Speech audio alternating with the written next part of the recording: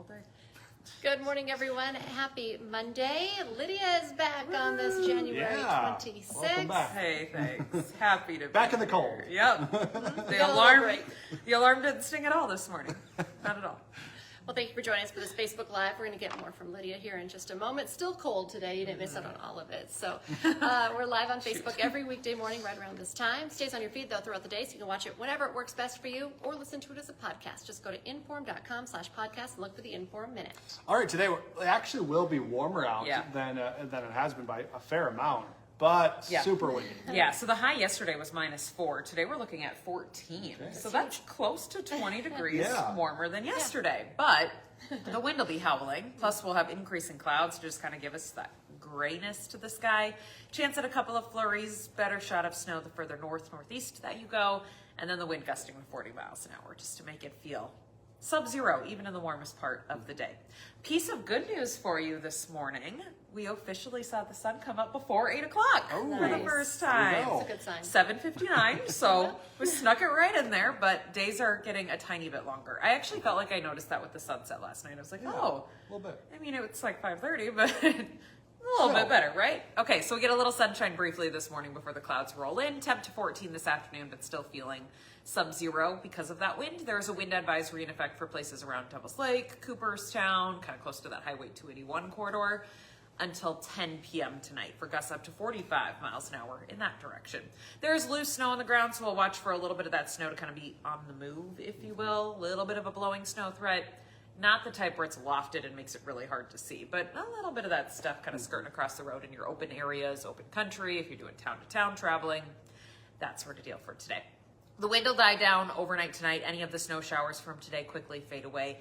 We'll have more sunshine for tomorrow. Lighter winds, 5 to 15, but we're cold. High to about 5 tomorrow. We'll be sub-zero in the morning and then wake up or end up near 5 by the afternoon. We'll do that again on Wednesday, kind of in and out of clouds. Fairly quiet week except for the cold. Thursday looks cold in particular. Highs struggle to make it to 0. Forecasting 3 in Fargo, 1 in Grand Forks. So a lot of spots are likely to stay sub-zero all day on Thursday. Single digits above, about 8-ish on Friday afternoon. Then the weekend comes and there's a little bit of a pattern change. So there's something to look forward to on your 10-day forecast.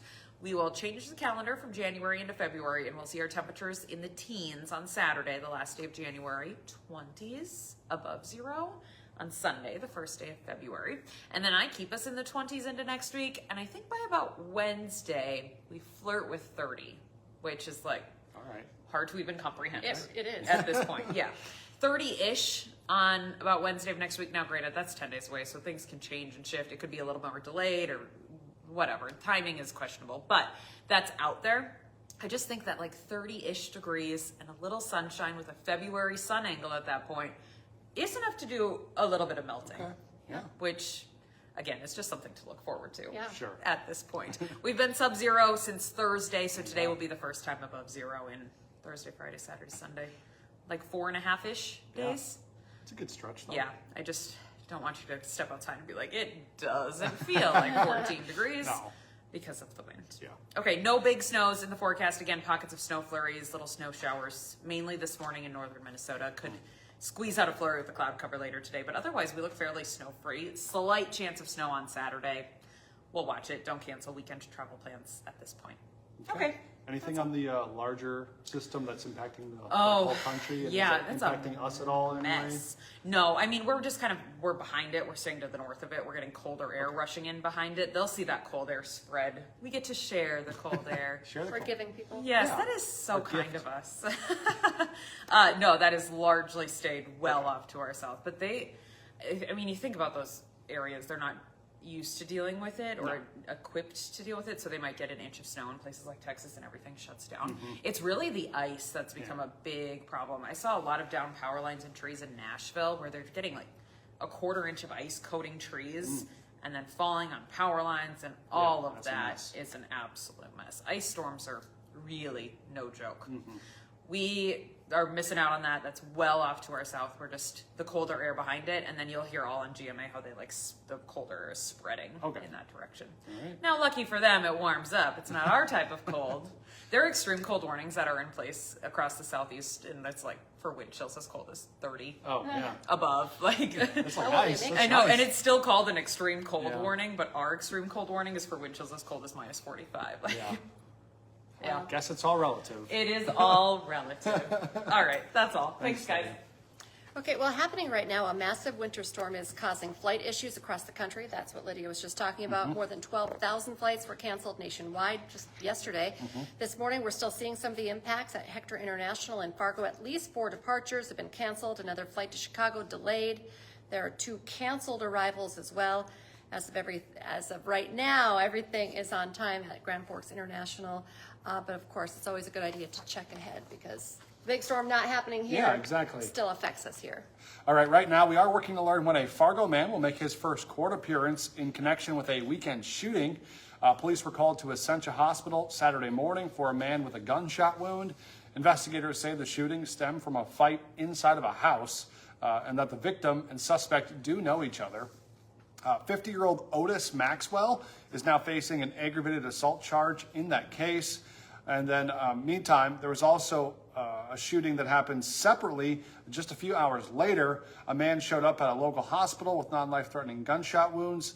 Now, police say they don't believe that there's a connection between these shootings, but they are looking for more information about that second shooting. And if you do know anything about what happened or anyone involved, you are asked to call police. Today, a judge could accept a plea deal for a man charged in a deadly drunk driving case in Grand Forks. 45-year-old Travis Bell has signed a plea agreement saying he will plead guilty to 1 count of criminal vehicular homicide and 1 count of vehicular injury. If the judge accepts the agreement, Bell would be sentenced to between 3 and 6 years in prison. He's accused of hitting another vehicle, killing 6-year-old Katarina Luthane in front of the Grand Forks Airport in June of 2024. Tax season is officially here. The IRS starts accepting those returns today, and this year there are some changes that go into effect as part of President Trump's One Big Beautiful Bill. Some of those changes include no tax on tips, no tax on overtime, also an extra $200 as part of the child tax credit. You have it until April 15th to file your tax return for 2025 and pay any dues that go along with it. If you do need help, IRS.gov has some great tools that you can use. Today on Hot Mic with Don Izzo, Super Bowl 60 is now set, and there will be 2 former Bison teammates starting right next to each other in football's biggest game. Hear from the Seahawks and the Patriots as they prepare for the title matchup. Plus, it was another winning weekend for Bison basketball. The 2 teams are a combined 15-0 in Summit League play. Hot Mic is live from 9 to 11 on WDAY Extra. Don't forget, for just 99 cents a month for your first 3 months, get an all-access pass to our website, Inforum.com. Just go to Inforum.com/subscribe to get that deal. Join us for our next newscast. It's coming up at 11 this morning, and then we have you covered 4, 5, 6, 9, and 10 tonight. First News is back tomorrow morning, 5 to 7. Have a great day, everyone.